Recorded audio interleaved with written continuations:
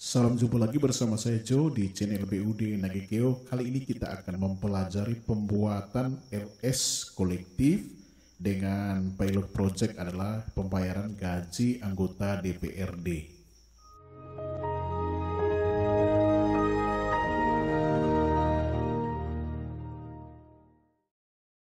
Ya, tahap awal dari pembuatan LS non gaji, LS kolektif ini kita harus membuat daftar rekanan dari menu penatausahaan, kemudian kita ke submenu pengeluaran di pilihan daftar rekanan.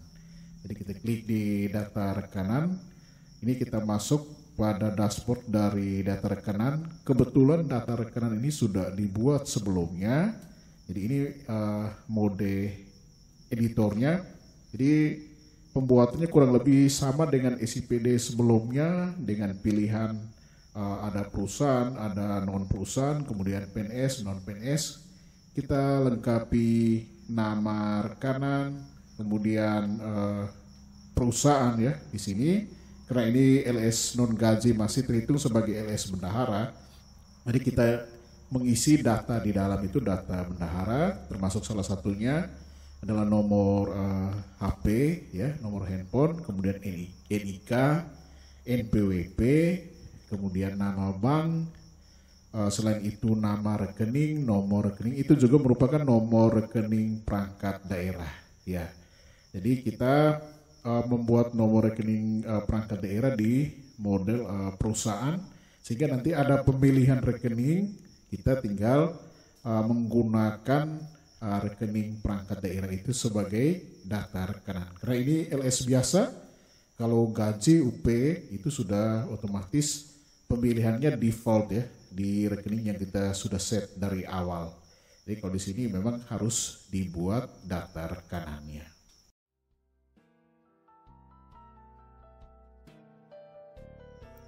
Ya, untuk step berikutnya kita menyiapkan rekapan gaji anggota DPRD. Ya, rekapan sesuai dengan komponen yang ada ya, sampai dengan total gaji bersih ya, kira-kira seperti ini. Rekapannya mungkin di Pemda lain atau unit lain mungkin ada rekapan versi masing-masing. Yang paling inti dari rekapan ini adalah kita mendapatkan rekapan umum yang terdiri dari 14 komponen gaji. Ini yang menjadi data kolektif atau subrincian objek kolektif dari gaji anggota DPRD itu ya. Jadi hasilnya seperti ini. Ini totalnya, kemudian ada perhitungan pajak, ada PPh 10%, 15%, kemudian ada juga mau pisahkan untuk BPJS mau dibuat dalam potongan tersendiri, silahkan nanti sesuai dengan versi masing-masing. Ya, setelah rekapan sudah dipersiapkan dengan baik dan lengkap, kita langsung ke menu, kemudian di penatausahaan pilihannya di pengeluaran masih sama ya, kemudian di pilihan SPP, pembuatan SPP. Jadi kita pilih SPP-nya itu LS. Setelah diklik ini sudah masuk ke dashboard dari pembuatan SPP LS. Kemudian kita akan tambahkan surat permintaan pembayaran. Jadi kita klik di tombolnya. Kemudian nanti setelah klik yang tampil ini beberapa pilihan LS. Ada LS barang dan jasa, gaji, TPP, ini yang baru ada ya di dashboardnya. Nah, cuman pilihan di sini kita tidak bisa menggunakan SPP LS gaji ya, ataupun yang lainnya. Memang yang cocok sesuai dengan saran dari admin atau tim IT pusat ini, kita menggunakan SPP LS barang dan jasa.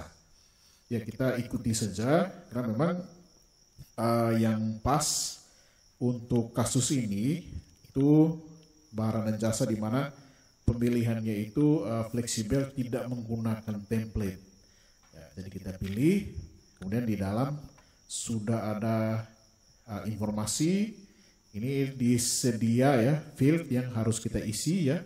Ini tanggal, kita pilih tanggal SPP, Selanjutnya adalah pemilihan PPTK. Ya, untuk PPTK yang ada yang sesuai dengan sub kegiatan ini kita pilih. Kemudian selanjutnya kita memasukkan keterangan atau uraian dari SPP ini. Maksudnya pembayaran gaji dan tunjangan anggota DPRD Kabupaten Nagekeo bulan Januari tahun anggaran 2024. Jadi ini untuk uraian SPP-nya.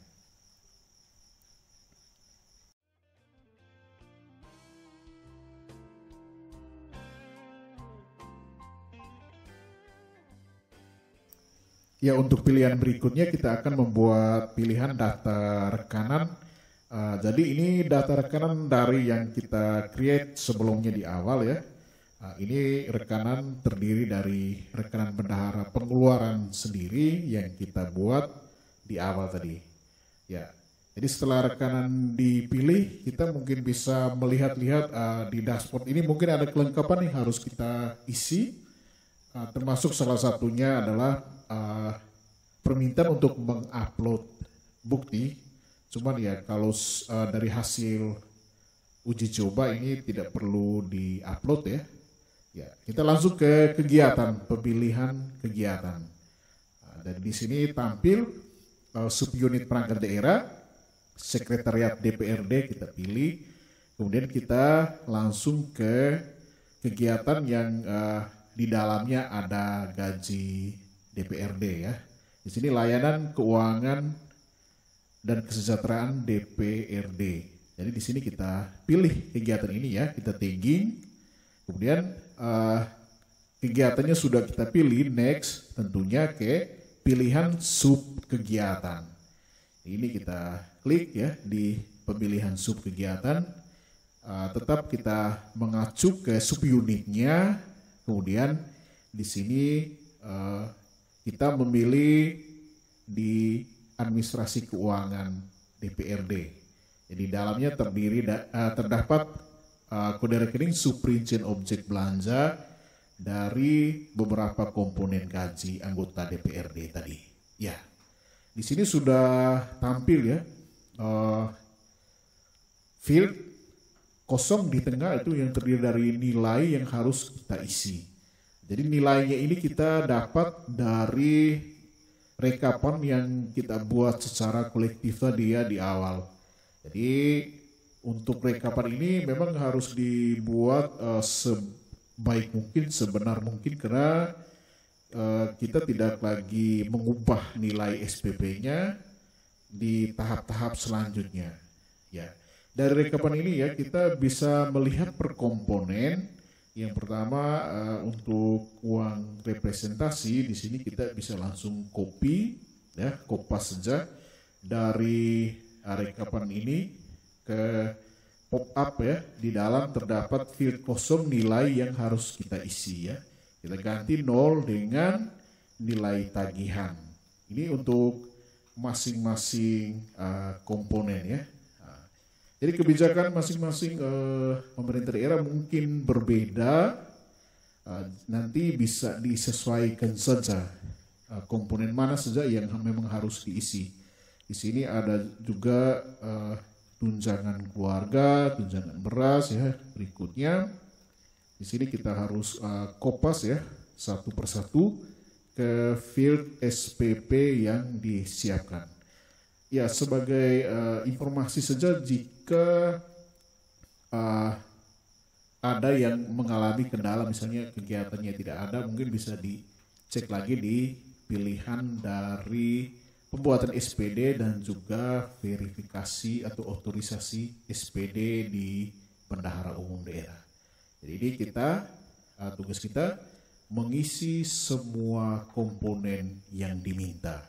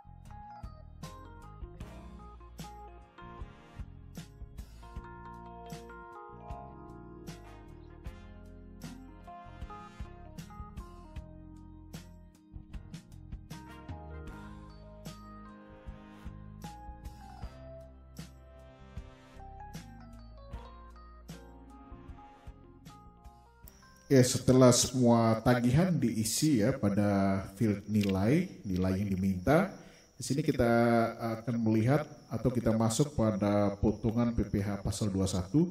Tentunya untuk yang 10% ini pengisiannya di tunjangan atau di item tunjangan PPh. Di sini kita isi, pastinya ini nilainya habis diminta atau habis dipotong. Jadi kita isi pada item atau komponen tunjangan PPh ya. Jadi ini habis dipotong. Jadi kita klik pada tombol potongan. Di sini ada item atau subringent objek belanja yang harus dipotong. Kemudian di sini untuk nilainya langsung kita isi ya.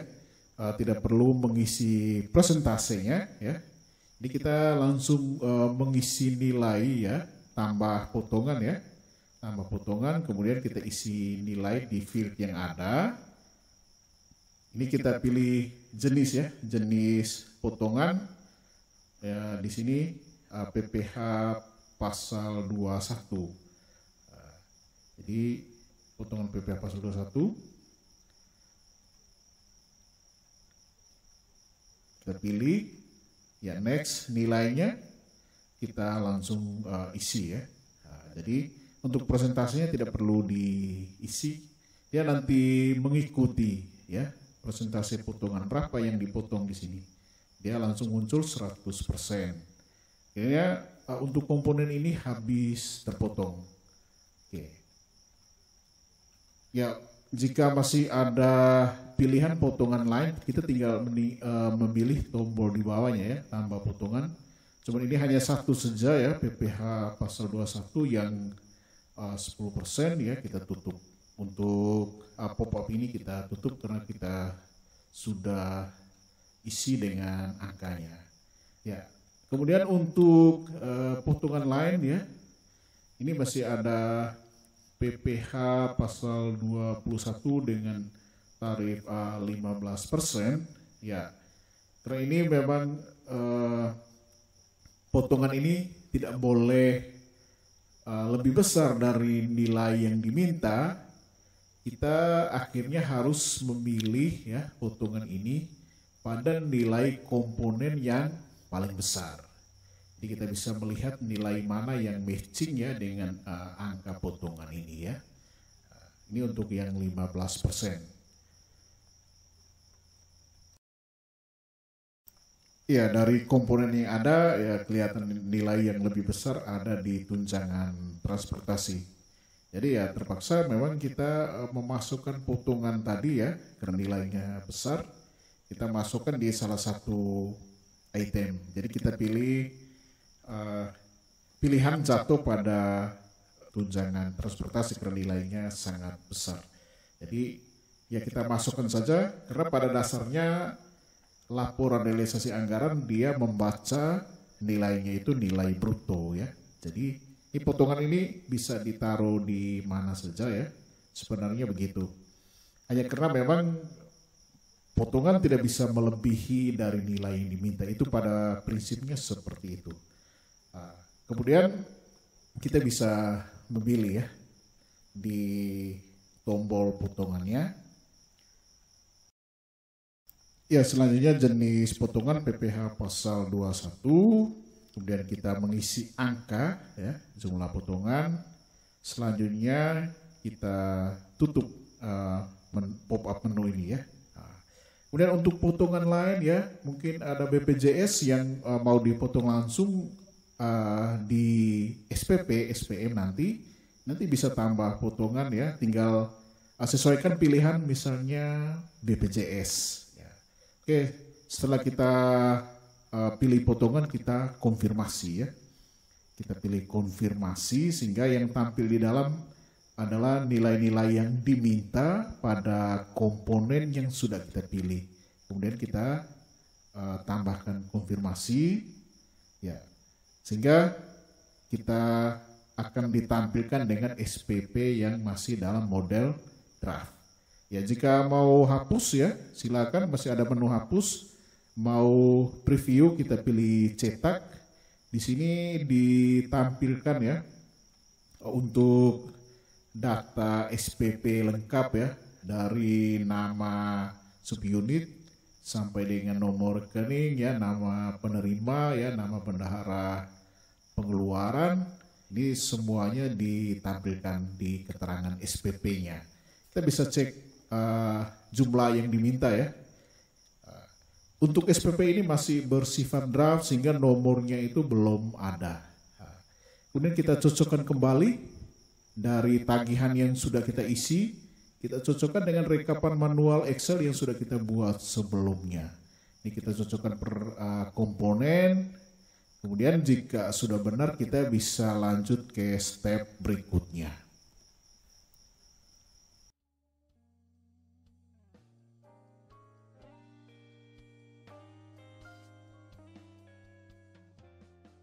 Ya, untuk step berikutnya kita login dengan user login PPK. Sini kita akan melakukan verifikasi terhadap SPPLS yang sudah dibuat oleh bendahara pengeluaran. Jadi kita langsung ke menu, kemudian kita pilih penatausahaan pengeluaran. Di sini kita pilih SPP. Ya, di sini selanjutnya kita pilih verifikasi. Ya, sudah masuk di dashboard ya. Ini ada pilihan SPP yang sudah ditampilkan di depan bersama semua keterangannya. Di menu aksi, di tombol aksi kita pilih verifikasi. Ya, di sini kita memilih tanggal ya, tanggal verifikasi. Tentunya harus kurang lebih sama dengan tanggal SPP. Setelah kita pilih tanggal ya, kita boleh klik di luar, kemudian kita pilih setujui ya. Ya, SPP sudah disetujui. Jadi kemudian kita close saja untuk notifikasi ini. Kemudian kita bisa cek di SPP sudah diverifikasi. Ya, jadi kalau kita geser sidebarnya ke kanan, ini di aksi, masih ada pilihan batalkan verifikasi jika belum siap untuk diproses lebih lanjut, mungkin ada kesalahan, bisa mundur, mumpung belum masuk ke step berikutnya. Ya, sama halnya dengan LS sebelumnya, jadi mencetak SPP itu sudah ada di stepnya PPK. Karena di sini, di step ini baru nomor SPP-nya muncul setelah diverifikasi. Jadi PPK membantu membuat printout dari SPP ini. Jadi kita boleh membuat pengaturan margin halamannya, kemudian kita boleh menyimpan atau langsung mencetak juga bisa. Ya, jadi berusaha untuk mencetak SPP setelah dilakukan verifikasi oleh PPK. Karena cuma di situ nomor SPP-nya baru bisa muncul. Nah, jadi kalau kita cetaknya di step sebelumnya tidak ada nomor SPP. Ya, step selanjutnya adalah pembuatan SPM dari menu pengeluaran, kemudian SPM, kita klik di tombol pembuatan. Ya, kita sudah masuk di dashboard dari pembuatan SPM. Di sini kita pilih LS ya. Tampil ini nomor SPP yang sudah diverifikasi, cuman belum dibuat dengan SPM. Di tombol aksi kita pilih perbaharui ya. Jika kita klik, ini masuk di pop-up perbaharui SPM. Di sini kita pilih pada field tanggal ya. Ini kita klik dengan tanggal SPM-nya, klik di luar, kemudian kita pilih perbaharui sekarang. Jadi setelah kita pilih, maka nomor SPM-nya dan tanggalnya di-generate secara langsung. Kemudian untuk aksi selanjutnya, kalau misalnya mau dibatalkan tinggal dihapus ya. Kemudian kita bisa melakukan cetak SPM dari aksi ini ya. Jadi kita bisa termasuk pernyataan verifikasi juga dibuat di sini ya. Ini pernyataan verifikasi oleh PPK dibuat di step ini, nanti diekspor ya, diekspor dengan margin yang disetting ataupun mau langsung dicetak jika ada pilihannya juga boleh. Ya. Termasuk SPM juga nanti dicetak di step ini.